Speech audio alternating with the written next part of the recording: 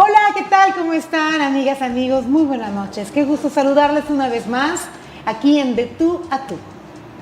Hoy una vez más tocaremos el tema del arte, de la literatura, de la música y bueno, pues esto a través de un hombre joven, por cierto, muy joven, que ha estudiado muchísimo y que ha obtenido, además de licenciaturas y maestrías, pues una gran experiencia en la docencia. Esto le ha permitido, bueno, involucrarse en ambientes de promoción cultural, de impulso y desarrollo a las artes y de creación. Esto de la creatividad que tan necesaria es en la vida, no solo en el arte, sino a cada momento, en la vida diaria. Ser creativos hace la vida pues más diversa y mejor, creo yo, es mi punto de vista. Y bueno, pues hoy vamos a conocer a Jonathan Gamboa, escritor, compositor, historiador, docente, creativo en general. Bienvenido al programa, Jonathan. Muchas gracias, Mireya, y un saludo al público. Bueno, pues como te platicaba, aquí en De Tú a Tú, la idea es llegar un poco más al fondo de las cosas. Tú eres un hombre muy joven, ya con muchos estudios y experiencia en la literatura, en la historia y demás. Es raro conocer a un joven que le interese esos temas hoy en día. ¿A pocos les interesa esta investigación? ¿Por qué a ti te interesó? Bueno, pues yo creo que estas cosas vienen de cuna, ¿no? En mi familia, vengo de una familia de artistas, de músicos. Mi papá, Nacho Gamboa, durante muchos años fue un personaje de aquí de San Luis, igual mi tío Lalo Gamboa.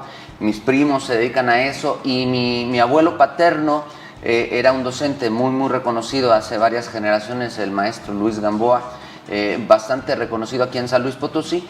Y de ver los libros de mi abuelito en la casa, de escuchar a mi papá cantar para preparar sus presentaciones, pues me surgió la cosquillita, y los libros que había en casa, que mi mamá estaba estudiando, también es maestra, y pues los estudios que hizo en la normal y de posgrado, pues le dejaban libros en la casa que simplemente estaban ahí, aunque nadie me dijera que los leyera. De ahí viene el interés. Mi abuelo escribía poesía y de pronto lo descubrí ahí en su oficina escribiendo y me daba curiosidad. Ya ahora que tengo esa libreta, sé que hacía poesía y es básicamente la curiosidad que te da en la casa, y de ahí viene. ¿Tienes la libreta de tu abuelo? Tengo una libreta de poemas de mi abuelo, que la idea es que vamos a editarla para publicarla. Una cosa familiar, va a ser edición para que todos de la familia tengamos un ejemplar, no más allá de eso, pero sí tenemos por ahí poemas que tiene de amor, de desamor, pero sobre todo al ser docente de esa generación de los maestros misioneros, él anduvo rodando por el país, fundando escuelas como muchos otros maestros en el país, tiene muchísima poesía cívica. Bien, ¿tuviste contacto con tu abuelo? Sí, él murió, bueno, cuando yo era muy pequeño, pero sí me tocó convivir tanto con él como con mi abuela. Murieron cuando yo tenía alrededor de 10, 11 años. No eran tan mayores, pero por cuestiones de salud murieron jóvenes, de 50 y tantos años. Ay, sí. Muy jóvenes, muy chavitos, pero aún así, pues sí tuve la oportunidad. De hecho, yo creo que mis abuelos paternos y también mi abuela materna fueron modelos de comportamiento, de moral, de ética y también de conducta en la vida, como espero que sea para muchos. ¿Qué recuerdas? Sí, pues a mi abuelo lo recuerdo en su escritorio, en un sillón muy cómodo, leyendo. Ese es el recuerdo que tengo de mi abuelo. Mi abuela, por ejemplo, nos enseñaba a mis primos, muchos de ellos artistas, profesores universitarios, varios de ellos bastante reconocidos, pues nos enseñaba a hacer títeres, marionetas, y nos obligaba, por así decirlo, entre comillas, a inventar historias para los primos, porque de pronto todos mis tíos y mis papás es, cuídame a los nietos, y tenía 15 chamacos ahí. ¿Cómo le haces para cuidar a 15 chamacos? Pues a mi abuela se le ocurrió enseñarnos el arte de hacer marionetas y la obligación de hacer historias, y con eso pasábamos las tardes, y sin quererlos, pues a mí me dejó un oficio. Claro. ¿Qué diferencia? Sin duda una familia muy sensible, muy sensible, que tenía pues un sentido de mirar la vida diferente. No era la simple forma de ver las cosas tal y como son, sino de imaginar. Claro. De ver más allá, que eso es muy importante. Nacido bajo esta forma de vida, ¿qué crees que haga diferente a una familia así a una que no lo es? ¿Eres más feliz? ¿Sabes más cosas? ¿Qué de bueno tiene todo esto? De bueno mucho, pero tampoco creo que nos haga más felices, es decir, hay prácticas familiares que no tienen que ver con la literatura, con la intelectualidad, con el arte, que también son muy sanas, que también son muy bonitas y que también enseñan valores morales. El update que nos dieron a nosotros como familia, a mi generación, a mis primos, fue pues básicamente eso, darnos cuenta que hay otras formas, hay múltiples maneras, no éramos chamacos encerrados y tener la posibilidad de ver la calle, que a lo mejor para los jóvenes actualmente ya no es tan fácil, podernos salir a jugar en la cancha de tierra fútbol y conocer a los vecinos, la articulación barrial que había antes en muchas ciudades, nos permitió darnos cuenta que el mundo estaba más allá de las limitantes que nos poníamos, sin decírnoslo, ni siquiera creo que lo hubieran reflexionado, se dio de manera natural, pero nos dio la posibilidad a muchos primos míos y a mí también, por supuesto, de ver un mundo más allá del que estábamos observando. Y eso te da la oportunidad de entender, creo yo, más cosas. Sí. Te quita límites, ¿no? Te permite ver eso, las cosas sin tantas barreras como pudiera suceder con otras personas que a lo mejor no leen tanto, no son tan sensibles o no tienen esta imaginación tan viva. Conozco personas que no entienden más que el lenguaje de la palabra y el de ver las cosas tal y como son. Y otros lenguajes les es difícil entender. Y esa limitante, pues, tal vez sí hace el mundo un poco más pequeño, ¿no?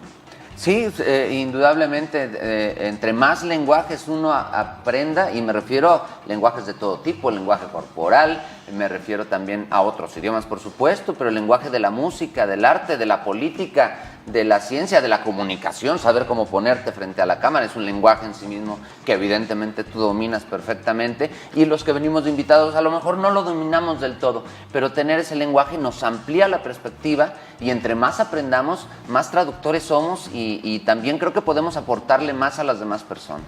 Muy bien. Con estos antecedentes, definitivamente yo creo que no tenías otro camino más que estudiar lo que estudiaste, literatura e historia. ¿Qué estudios tienes, Jonathan? Sí, primero de niño tuve la oportunidad de estudiar ligeramente música de manera informal en la Estudiantina Guadalupana Potosina, estuve unos poquitos años, no soy de los que estuvo toda la vida, pero también estuve en coros, tanto escolares como extra, entonces la música fue mi primera educación, también es porque era lo que abrevaba en casa.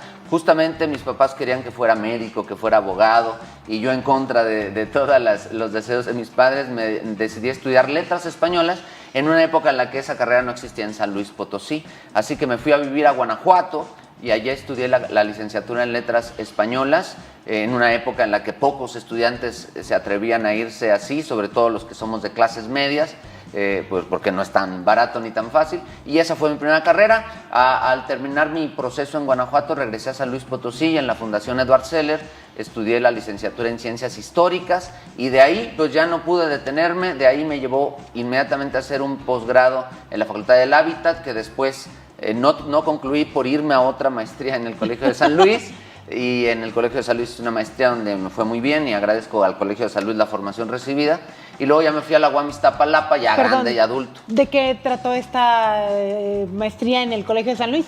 Ahí hice la maestría en Historia, de donde egresé, y donde hice un trabajo sobre educación rural, y luego un doctorado en Humanidades con orientación en Historia, donde continué esta investigación sobre la escuela rural en San Luis Potosí. Y actualmente, bueno, Jonathan ya tiene 25 años siendo docente. O sea, a la par de estar estudiando, también has estado como maestro. ¿En qué lugares y qué materias impartes? Sí, yo comencé muy joven, cuando todavía estudiaba mi segunda licenciatura, con el apoyo de la primera pude conseguir el trabajo de maestro de música en una secundaria, y cuando egresé de la licenciatura, el director de la Fundación Eduard Seller me llamó a mí y al otro chico que se había titulado el mismo día, nos llamó a su oficina y nos dijo, ¿no quieren ser profesores? Y nosotros, sí, empiezan en enero. Entonces nos contrató ese mismo día, y desde entonces he sido profesor universitario en muchas instituciones. Actualmente estoy en el TEC de Monterrey desde hace 40 años, en donde soy muy feliz y donde he podido desarrollar un taller de creación literaria que ya cumplió 12 años, y que esperemos, y ya tenemos 4 libros publicados, y por ahí seguiremos trabajando. Y también fue profesor de la Facultad de Humanidades de aquí de la universidad al principio, y actualmente soy profesor y también responsable de actividades académicas en el Departamento de Arte y Cultura, y eso ha sido más o menos mi trayectoria como docente. Pasé por algunas prepas, fui muy feliz siendo profesor del Colegio Minerva, la pasé muy bien en ese colegio, son maravillosas las hermanas del Verbo Encarnado, y además por otras escuelas un poquito menos tiempo, pero sí 25 años más o menos dando clases desde entonces. De música, de literatura, y bueno, de temas interesantísimos como son las humanidades, las ciencias humanidades que tiene tantas ramas y que pues son tan valiosas y contradictoriamente pues tan poco conocidas. Creo que no todo el mundo domina esos temas, o tal vez sí, pero no lo identificamos como tal. Y vamos a ahondar un poquito más en lo que nuestro invitado, un gran maestro, nos tiene que compartir para aprender, porque también ha obtenido algunos premios gracias a sus investigaciones y ahora también como parte de un colectivo de música que persigue objetivos también muy interesantes. Nos falta mucho que conocer de Jonathan, así es que quédense con nosotros. Ya estamos de regreso aquí en De Tú a Tú. Hoy estamos con Jonathan Gamboa, pues doctor, ¿verdad? Maestro doctor por el doctorado que tienes por los estudios de posgrado. Y bueno, historiador, músico, docente, investigador, escritor. Sí, cómo no. Sí, muchas cosas que se conjugan. De alguna manera creo que todas estos conocimientos que tú tienes, pues se conjugan. El que es músico tiene que escribir y tiene que saber de letras. Claro. Y muchas de las veces también los investigadores en historia pues empiezan a involucrarse en el arte porque es el camino para difundir toda esta historia que es importante pues comunicar a la gente, a las personas, ¿no? Entonces es un todo, no es sencillo, hay que estudiar mucho, Jonathan. Digamos, algún joven o persona que nos esté viendo y que tenga la inquietud de hacer lo mismo que tú, pues es mucho tiempo el que se dedica a esto. Claro, la dedicación es importante, pero para lo que elijas, ¿no? Para lo que decidas hacer, hay que dedicarle suficiente tiempo. Uno nunca le dedica el suficiente tiempo que merece cada cosa. Así que no se sientan mal si creen que no lo están haciendo.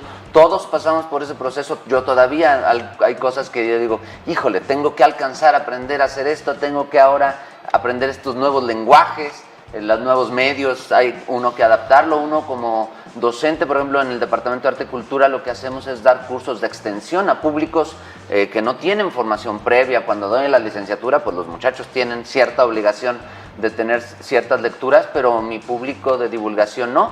Y la labor del divulgador también es esa, aprender a traducir los lenguajes y enseñar que esto no es tan complicado. Luego pareciera que lo intelectual es algo muy elevado. No, es cuestión de un lenguaje que hay que aprender, y ese se aprende en la lectura, en la escucha, en el diálogo, y es por eso interesante hacer muchas cosas, no dedicarse a todas al 100%, especializarse en alguna.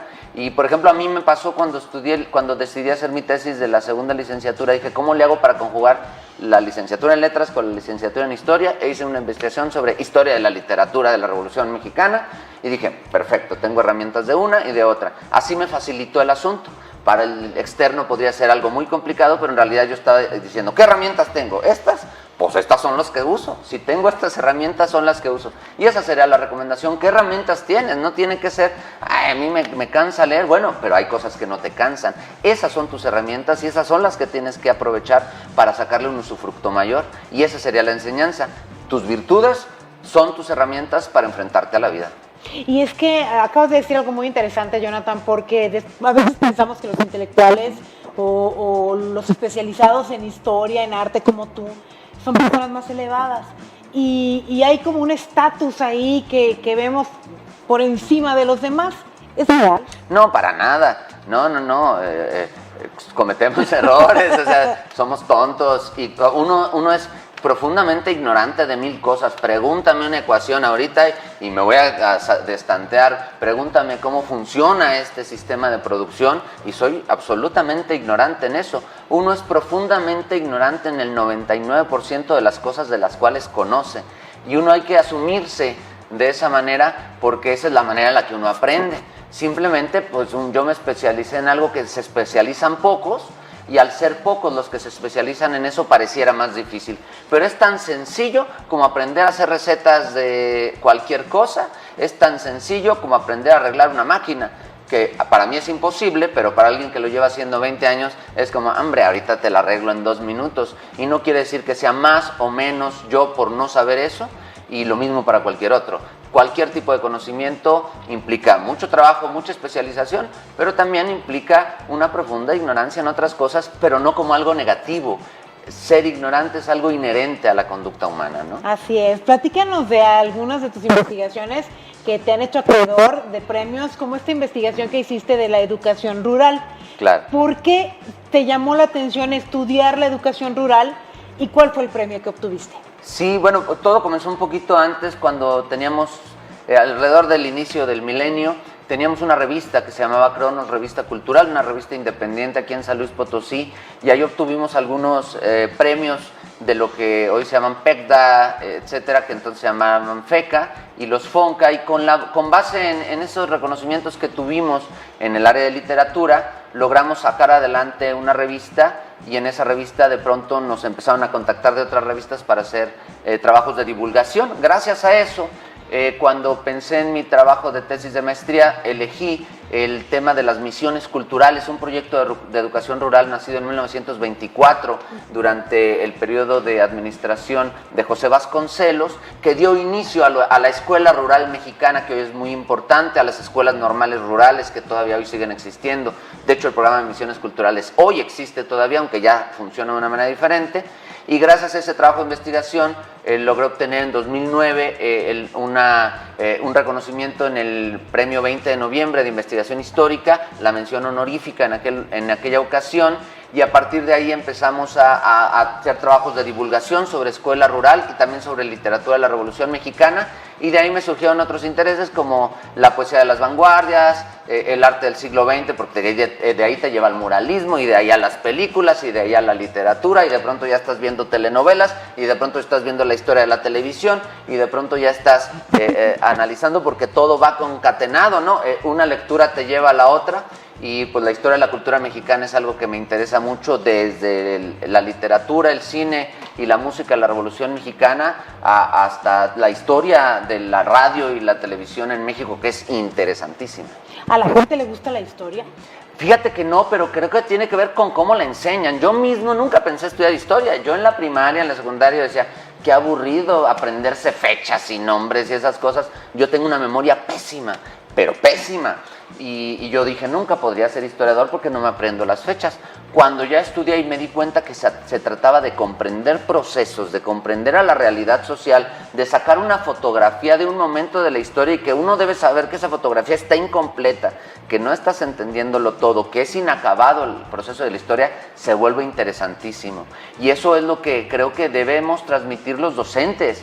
No nada más en la historia, en todas las áreas. Si las enseñáramos como algo pesado que tienes que cumplir, claro que va a haber rechazo, pero viene de ahí, de la manera en la que hemos enseñado historia por décadas en el mundo, no nada más en México.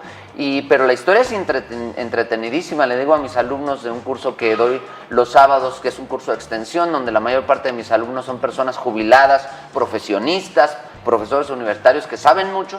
Les digo, pues aquí venimos a la hora del chismecito, pero yo no hago chismes de los vivos, yo hago chismes de los famosos que ya no están. Sí, prefiero así, la saciedad del chisme se me sale al hablar de Benito Juárez o de Madero, en vez de estar hablando de mi vecina. Mejor hablo de los hechos del pasado y contarlo así, como un acontecimiento humano. Eran seres humanos como nosotros, con falencias, con virtudes y con defectos, y pues verlos así de esta manera nos permite que sea más apasionante aprender la historia, y yo trato, por lo menos, no sé si lo logro, pero trato de transmitirlo así a mis estudiantes. Sí, qué bueno que hablamos de este tema, porque como tal lo dices, cuando decimos historia hay un rechazo así muy hasta natural, podría decirse. Pero qué contradictorio es, porque nos encanta escuchar las historias a través del cine, de las pláticas, claro, pues del chisme. Y bueno, en algún momento yo trabajé en un museo y tenía un compañero que hablaba pues ahí de las explicaciones que teníamos del acervo y demás, y atrapaba a la gente de esa manera. Miren, les voy a contar un chisme, y entonces las personas claro, ponían mucha más atención. que si nos ponemos muy cuadrados a decir, la historia dice que esto sucedió en tal fecha, y entonces sí, no hay como esa interacción que debe haber en la historia. Entonces, si cambiamos la actitud, los maestros deben de cambiar. Claro, sí, y hay muchos maestros que lo hacen muy bien. Yo sí creo que hay un cambio de paradigma en la docencia en México, o por lo menos he tenido la suerte de estar cerca de docentes admirables, tanto a nivel de primarias, secundarias, públicas y privadas. En todos lados hay maestros maravillosos. Este fin de semana escuché a uno de ellos hablar sobre un libro que se presentó el fin de semana y me parecieron sus palabras esplendorosas, y me lo imagino hablando con los chicos en los que les da clase a nivel bachillerato, y digo, ese es el tipo de maestro que hace falta. Creo que la docencia tiene que convertirse en una labor de divulgación, entendiendo la divulgación como el que es capaz de traducir algo especializado para personas que no tienen información sobre esa especialización. Eso es un divulgador. Conoce un expertise de alguien y se lo dice a alguien que no tiene esa expertise para que lo entienda igual que el experto. Danos un ejemplo para comprender mejor esto. Por ejemplo, cuando hablamos de la historia del cine mexicano y hablamos del periodo del cine de oro, podemos entender que tiene que ver con presupuestos, tiene que ver con una industria mundial que estaba alterada por las guerras mundiales. Tenemos que entender que en ese contexto México estaba en una circunstancia adecuada para que su cine se posicionara en otros mercados, y que fue un asunto de mercado, de circunstancia, de contexto mundial, que algunos directores de cine, guionistas y gente de la industria identificó y se dio cuenta que ese era el momento para hablar de esos discursos, e incluso creadores de otras partes llegaron a México para poder producir, porque era el lugar adecuado, aunque pareciera nada más, qué bonito el cine mexicano, qué bonito el cine de oro. Si entendemos todo el bagaje, decimos, ya caché, por eso está tan buena la película, por eso Los Hermanos Soler hicieron tanto, por eso Los Olvidados es la película que es, por eso cada uno de estos productos maravillosos son tan maravillosos, porque el contexto lo favorecía.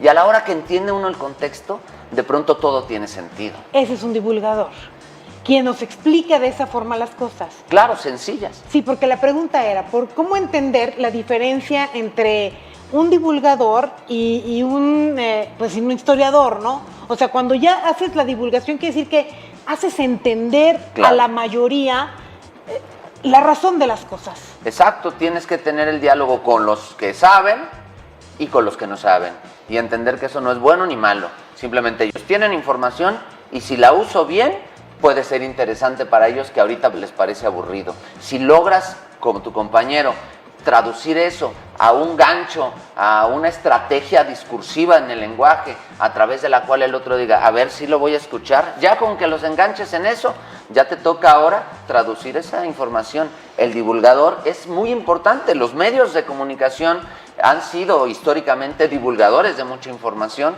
y esa es su labor, traducir algo especializado hacia alguien que parecería que no tendría interés en ello, pero tú se lo generas. Seducir a las personas a generar interés en todas las cosas, aprender. Así es. Estamos en De Tú a Tú, vamos a hacer una pausa y continuamos con esta charla.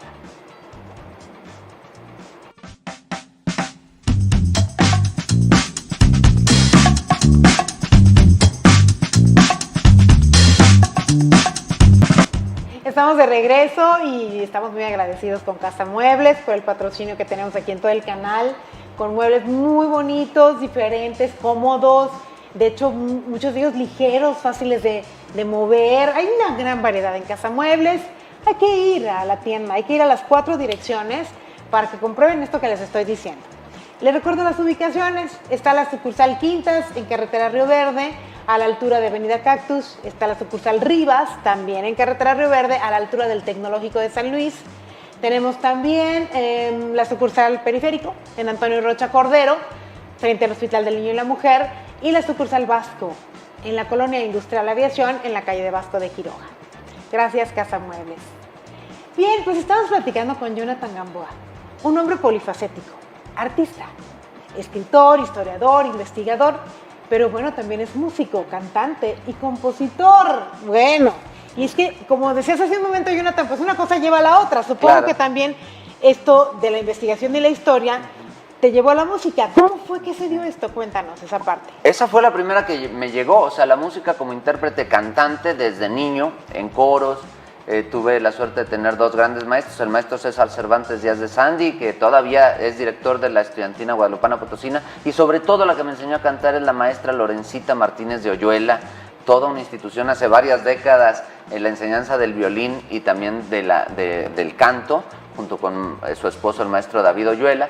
Y de ahí llegó, en la adolescencia encontré la canción de autor, me hizo eco las consignas que ahí se vivían. También era una época de muchas transformaciones sociales en México, la que me tocó vivir en la adolescencia, y de la canción de autor llegué a la canción de protesta, y de pronto pues veía que los que hacían esos géneros escribían sus propias canciones.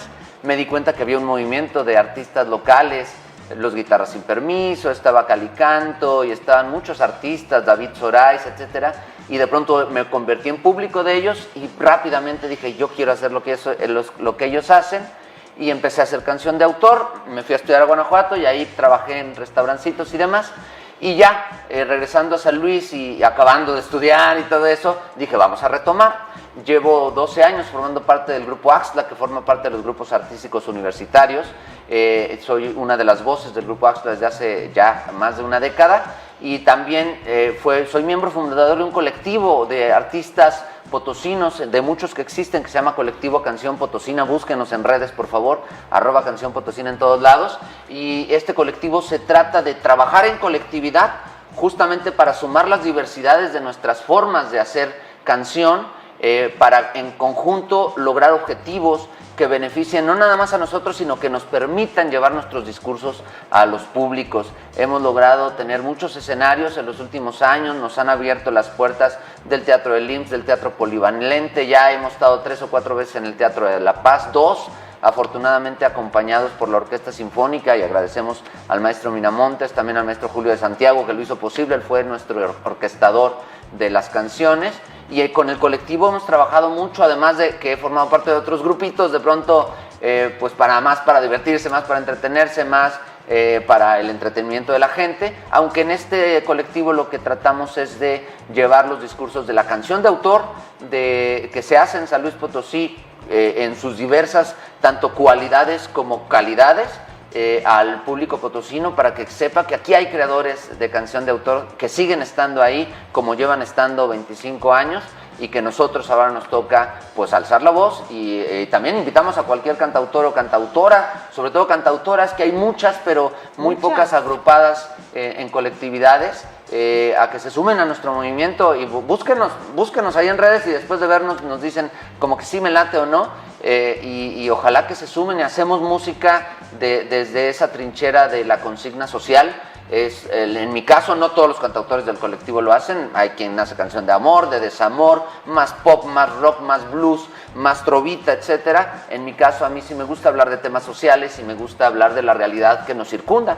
Pues básicamente lo que estudié me enseñó a ver cosas, y ahora me toca nombrarlas, y es también una labor de divulgación, la de la canción de autor que hago yo, porque hablo de temas que creo que son importantes que todos escuchemos sobre la justicia y sobre la realidad social. ¿Cómo cuáles? ¿Cuáles han sido tus canciones que han tenido mayor recepción por parte del público? Hay una canción muy importante para mi historia. Hace una década, en 2014, yo era profesor de la Facultad de Ciencias Sociales y Humanidades, entonces coordinación, íbamos ya a casa, y me encuentro a mis alumnos de la facultad en una protesta frente al Congreso por una cuestión del alza del precio del transporte público, y me dicen, profe, quédese por favor, ayúdenos, vamos a quedarnos toda la noche, y van a venir otros profes. Me dicen que profes, y yo les dije, ahorita regreso. Llegué a casa y dije, estoy muy cansado, y no fui.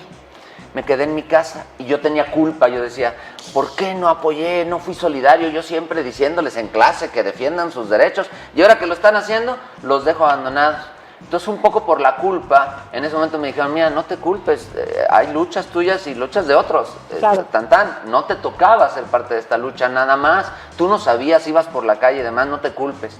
Pero yo me desvelé con la culpa, y escribí una canción que se llama Rebeldía de Juventud, que habla justamente del orgullo que nos debe de dar que los jóvenes nos pongan en jaque, que nos cuestionen lo que antes no era cuestionable, lo que antes dábamos por hecho. Y ya me pasó, ya hay cuestiones que los jóvenes que yo conozco cuestionan, que yo digo, no estoy de acuerdo, Pero pasa, es la generación, es normal que de pronto no nos gusten algunas transformaciones, tanto del lenguaje como de las acciones, como de las conductas sociales. Y en aquel momento, hace 10 años, decidí escribir esa canción y gracias a esa canción pude darme una vuelta por el país en una pequeña girita de 5 o 6 lugares. Me llevó a Mérida y conviví con la querida María San Felipe, que hoy está muy en boga en México. Me da mucho orgullo, se lo merece. Es una gran artista, ella me abrió la oportunidad de un artista desconocido de otro lado del país acompañarme en el escenario en Yucatán y en Quintana Roo, para el público que no tenía la menor idea de qué onda con San Luis Potosí, y mucho menos de un cantautor de allá. Con el nombre de ella pude acceder a varios lugares y gracias a esa canción también logré tocar varios escenarios, entre ellos el Teatro de la Paz. Fue una de las canciones que se orquestó y Rebeldía de Juventud habla de eso, de estar orgullosos de que los jóvenes alcen la voz y digan cosas que antes no habían sido dichas. Aunque con los años de pronto yo también digo, ay, ya no me gusta lo que dicen, pero creo que es un proceso natural. Creo que es natural que haya resistencias y que haya también influjos hacia adelante. Entonces, rómpanlo todo, jóvenes. Es parte de la vida y entender que todo es bueno, que todo por algo existe, que todo se vale. Hay que dar la oportunidad. Muchas de las veces nos comportamos pues muy cerrados, con una mirada muy lineal, sin ver un panorama más amplio. Y este tipo de acciones, este tipo de divulgación, justamente es el objetivo. Claro, sí. Que veamos mucho más allá, que entendamos otras historias, otras posturas, otros pensamientos, que no somos los únicos ni la única idea, que la diversidad hoy en día debe ser aceptada. Exacto, sí, y también entender que no tenemos por qué estar de acuerdo con todos y no tiene nada de malo. Si tú no estás de acuerdo con algún movimiento, con alguna acción, pues mientras no dañes a nadie ni le quieras imponer tu postura a terceros, pues creo que tienes el derecho a estar de acuerdo. Y si estás en desacuerdo con las cosas que están o que ocurren y quieres cambiarlas, estás en tu derecho de transformarlas. Mientras no hagamos daño a los demás, mientras esa transformación traiga beneficios más que afectaciones, creo que es válida cualquier postura, y eso es la diversidad. No nada más es lo que antes no era normal y ahora sí es normal, es entender que somos diferentes. Y un poco también de eso trato de hablar y de escribir, sobre todo en la narrativa. Muchos años me dediqué a hacer cuentos, todavía los hago, pero digamos ya no he publicado en algunos años. Tengo un par de libros que me apoyó la Secretaría de Cultura cuando todavía era el Instituto de Cultura, imaginen cuántos años han pasado, que para en la pues 20, creo que ya 20, ¿no? Pues sí, 20, entonces ya más de 20. Era Instituto de Cultura y se convirtió en Secretaría. Sí, bueno, pues por esos años de transición andábamos muy cercanos de ellos, pues a través de concursar en becas, de participar en convocatorias y demás. Con la revista que teníamos nos acercaba mucho a los creadores de ese momento. Ahorita les tengo perdido la pista a los jóvenes actuales, no he leído lo suficiente a los jóvenes, ojalá que me encontrara más con sus trabajos, pero es que el influjo de la vida y de la chamba a veces te hace que no te enteres de todo lo que te tienes que enterar o de lo que querrías enterar. Más bien. Sí, y pues en esos años justamente hablábamos, no nada más yo, muchos que escribían en esa época estábamos hablando justamente de entender los contextos de diversidad, que no necesariamente son acerca de lo que antes no se conocía y algo se conoce, porque siempre hemos sido diversos. Toda la vida humana es, por autonomacia, diversa, y eso también trata de estar en la divulgación, también para que abramos nuestras mentes a darnos cuenta de que pues, las cosas son diferentes a como las imaginamos, incluidos todos y todas estamos incluidos, que no tenemos una comprensión completa del universo ni del mundo y mucho menos de nuestra circunstancia actual. Sí, es muy interesante esta divulgación. Bien lo decías, en los medios de comunicación tenemos esa obligación. Es una responsabilidad, muy grande. De divulgar esta diversidad, de promover esta libertad de pensamiento, de la diferencia que hay entre unos y otros y unas y otras también, y que nada está mal ni bien, simplemente existe y hay que darle su espacio y su oportunidad, y que nadie posee la verdad. Eso también es muy importante pues de reconocer y bueno, tantas cosas que se van entendiendo. Vamos a saber qué más escribe Jonathan, qué está por hacer, cuál es su propuesta hacia la gente y bueno, por ejemplo esto, ¿cuál es tu objetivo central como cantante? Como cantante, pues más bien me asumo ahorita más bien como cantautor, y como cantautor mi objetivo es justamente hablar de las realidades del mundo sin prejuicios, sin violencias. Es algo muy difícil en esta época de polarización que vivimos. Hablar abiertamente de lo que crees acerca de lo político, de lo social, sin ofender a otros o intentando no hacerlo por lo menos. Ese es uno de los objetivos, que la gente que piensa diferente a mí, la gente que no está de acuerdo conmigo, sea capaz de dialogar conmigo y que mi canción le impulse a escucharme aunque no esté de acuerdo. Entonces, justamente que la diversidad de opiniones y posturas sean posibles en mi obra y que mi obra permita que otros también se sientan representados aunque no crean en eso. Eso sería un objetivo fundamental. Claro, ahorita andamos con el objetivo de construir un nuevo concierto para el colectivo Canción Potosina, ya estamos en ese trayecto. Vamos a reavivar un proyecto que tuvimos en la universidad muchos años y que ahorita se va a hacer de manera independiente, que se llama el Laboratorio de la Canción. Es una especie de taller para cantautores, por cantautores y de cantautores. No va a haber maestros, sino que todos vamos a presentar nuestras canciones y ahí vamos a decir tu rítmica mal, tu métrica mal o muy bien, tu letra interesante, ahí hay que ajustar esto. La idea es construir canciones en colectivo, pero que son de un solo autor, pero colectivamente a través del trabajo de taller. Ese es un objetivo como inmediato que tenemos, el trabajo del taller y de construir proyectos para el colectivo Canción Potosina. Y bueno, seguimos trabajando porque el año que entra cumple 40 años el grupo Axto al cual pertenecemos, y también vamos a hacer un homenaje al maestro y a la trayectoria del grupo, que son los objetivos inmediatos. Estamos construyendo un nuevo libro para mi taller de creación literaria con mis estudiantes de prepa, que son libros pequeños con la finalidad de que ellos tengan la experiencia de editar, porque también es parte del taller. No nomás es escribir, después hay que corregir, borrar, editar, eliminar poesía, sumar cuentos o lo que sea. Y también quiero enseñarles ese proceso. Para eso hacemos los libros, para que aprendan el proceso editorial, para que sepan que escribir no nomás es sentarse, sino que implica muchas caras, muchas ponerse de acuerdo, diseño, imprenta, papel, costos, etcétera. Y pues esos son los objetivos de ahorita. Muy bien, me parece muy interesante el colectivo de música porque es darle espacio a mucha gente que tal vez piensa que no hay un espacio y sí lo hay. Seguimos en De Tú a Tú, nos falta una entrevista por terminar, así es que quédense con nosotros. Gracias que siguen con nosotros aquí en De Tú a Tú. En el encuentro del día de hoy, Jonathan Gamboa nos ha platicado su historia de vida, desde pues, la influencia familiar, sus estudios tan intensos, uno que lo lleva a lo otro, hasta llegar al punto de obtener reconocimientos y premios por su trabajo de investigación y de historia. Como docente, pues divulgando entre sus alumnos la importancia de ser uno mismo, de encontrar lo que te gusta y lo que tú eres para entender pues al mundo y al arte y muchos temas.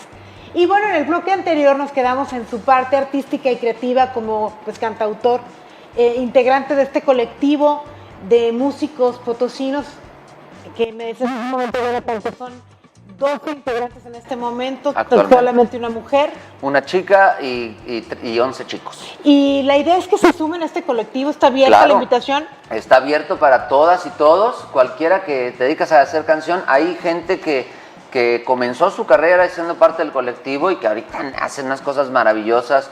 Me refiero a Judá Flores, Andrea Fuente, que son dos jóvenes creadores que tienen unas canciones envidiables y son muy jóvenes.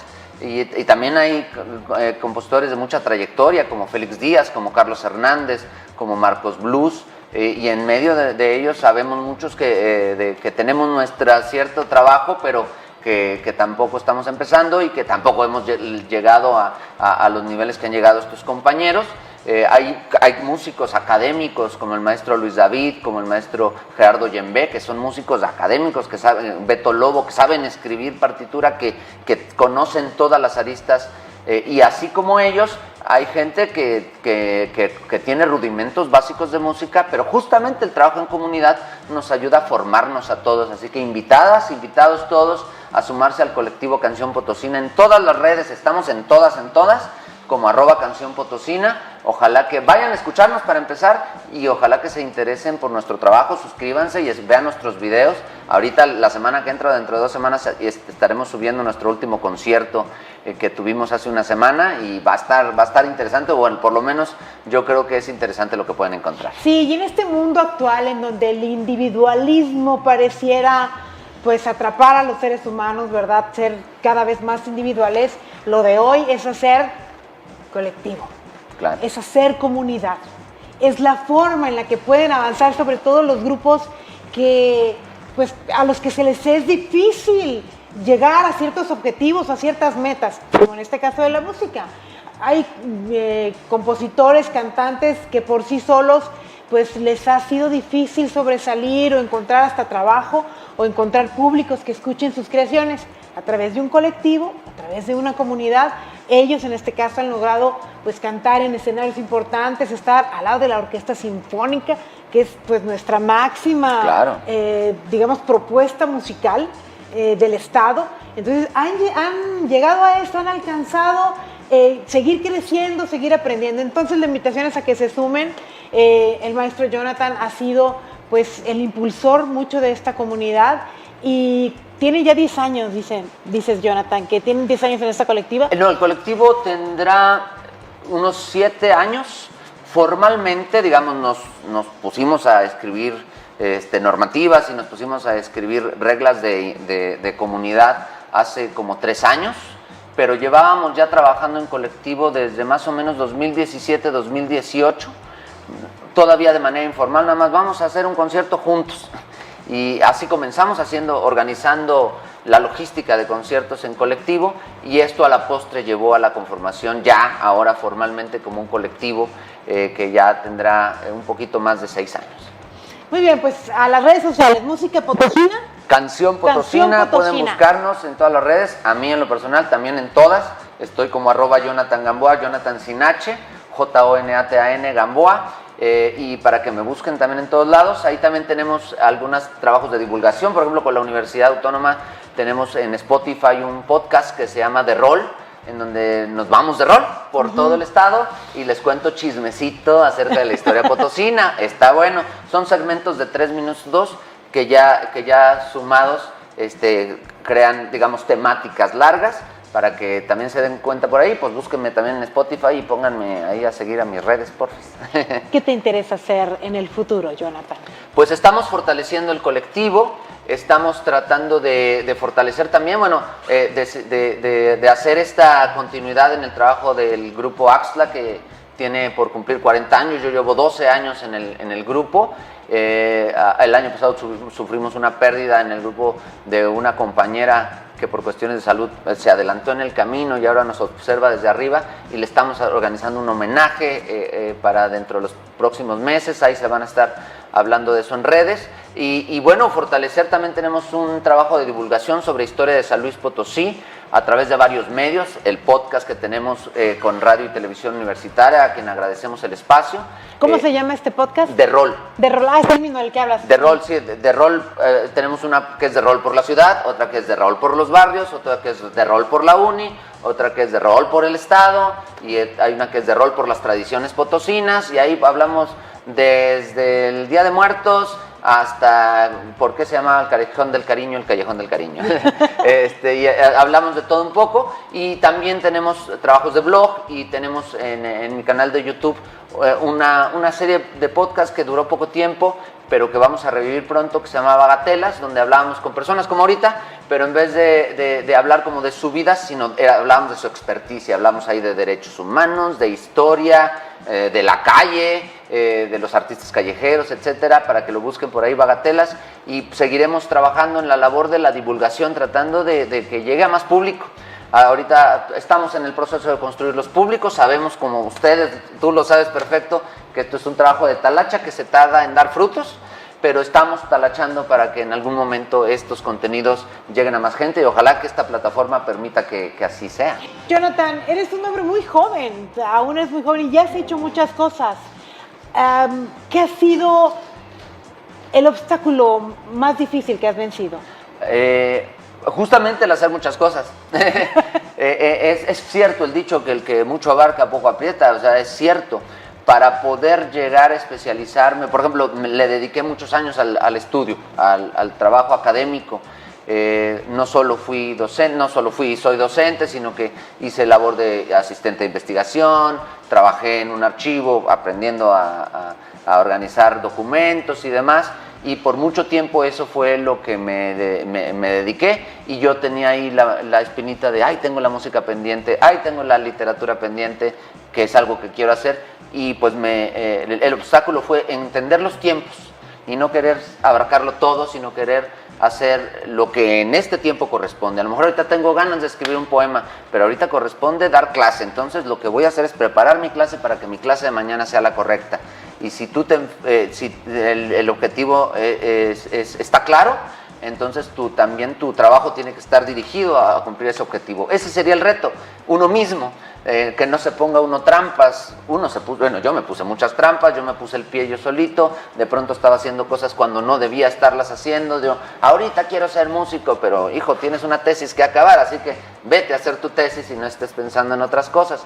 Esos serían los mayores obstáculos. También el hecho, y les pasará a todos los que se dediquen a algo que no es tan ordinario, como en sus contextos, que todo el mundo me dijo, es que de eso no vas a vivir. Y yo, como todos los días, me dijeron que eso iba a ser amigos, familiares, personas que me querían, con amor me lo decían, no me lo decían feo, la verdad, pero eso fue un obstáculo, demostrar que, pues aunque eso cueste más trabajo, porque sí cuesta más trabajo, evidentemente es el doble de esfuerzo, ese fue otro reto, enfrentarme a los propios miedos que te va generando la gente al decir, de eso no puedes vivir, y sí se puede, está difícil, y no necesariamente te va a ir bien y no necesariamente el resultado se va a dar como tú quieres. Muchas de las cosas que he obtenido no eran las que yo quería obtener, yo tenía otro objetivo, pero cuando uno obtiene una oportunidad, un privilegio o un reconocimiento, lo que tiene que hacer es reconocerlo como lo que es, agradecerlo y aprovecharlo para poder ir ahora sí en pos de lo que buscas. Y es que así es la vida, creo yo, que tienes una expectativa de las cosas que resulta ser otra, pero también es parte de aprender por qué fueron así y de no aferrarse a un resultado claro, como tú lo deseas, porque bueno, pues no siempre es como tú lo deseas, y si quieres que sea como tú lo deseas, pues hay que seguir persiguiendo claro, ese deseo y ese sueño, porque también, claro que es posible, como lo dices tú, y se vale todo, se vale todo siempre y cuando lo hagas con convicción y con verdad. Creo que ese es uno claro, de los mensajes del estilo de la vida que tú llevas, ¿no? Y de ser coherente con uno mismo. Ser coherente con uno mismo es importante, saber en qué soy malo y no asumir, ay, soy malo en esto. No, pues en esto soy malo. En qué están las virtudes. A mí me gusta contar historias desde niño. Mi abuelita me enseñó a contar historias en la sala de su casa y me gusta estar contando historias. Eso hoy lo traduzco en que trato de ser todos los días el mejor maestro que puedo. No soy el mejor maestro que existe, no soy el mejor maestro, pero todos los días pongo empeño por ser mejor de lo que fui ayer, y porque finalmente mi virtud, algo que pude ejercitar desde chiquito, fue contar historias. Y si contar historias es lo mío, pues entonces dedícate a contar historias a través de la docencia, a través del estudio académico en la historia, a través de la ficción en la literatura, a través de las canciones. Todas se reducen a una cosa, a que identifique que lo mío es contar historias. Esto de ser congruente contigo mismo, que ya lo explicaste, no todo mundo lo entiende. ¿Qué es la congruencia? ¿Qué es para ti en pocas palabras? Básicamente tener bien claros cuáles son tus valores, no nada más morales, también éticos, estéticos y de comportamiento. Darse cuenta si son los valores correctos para el contexto en el que estás, si no, cambiarlos, y luego defender lo que quieres hacer siendo con lo que dijiste que ibas a hacer. Si tú dices, yo voy a trabajar mucho por escribir, y a la hora de escribir dices, ay, voy a ver otra serie, pues entonces no estás siendo congruente. Eso también implica el trabajo y esfuerzo, y si hay que cambiar el camino, se puede cambiar el camino. Eso no le quita congruencia a nadie. Uno tiene que reestructurarse y revivirse en formas nuevas, y ser congruente es simplemente entender cuál es tu camino y seguirlo siendo lo que eres, con tus virtudes y tus defectos. Ser congruente, decirlo de la forma más completa, es pensar, decir y hacer lo que tiene el mismo sentido. Gracias por venir, Jonathan. Ha Gracias. sido un placer conocer todo tu trabajo, nuestro reconocimiento por tu labor tan amplia y esperamos que logres todos esos objetivos y que la gente pues reciba todo lo que tú estás haciendo justamente para compartirlo a través de las redes sociales, como Jonathan Gamboa, a través del colectivo de Canción Potosina, a través del grupo Axtla, a través de su docencia en Arte y Cultura de la Universidad y en el TEC de Monterrey. Muchas gracias, Mireya, y un saludo al público. Espero que algo de lo que dije resultara por lo menos medianamente interesante. Seguramente sí. Gracias. Gracias. Otra vez. A ustedes que nos hicieron, o nos permitieron, mejor dicho, acompañarles, muchas gracias. Hasta el próximo encuentro de Tú a Tú.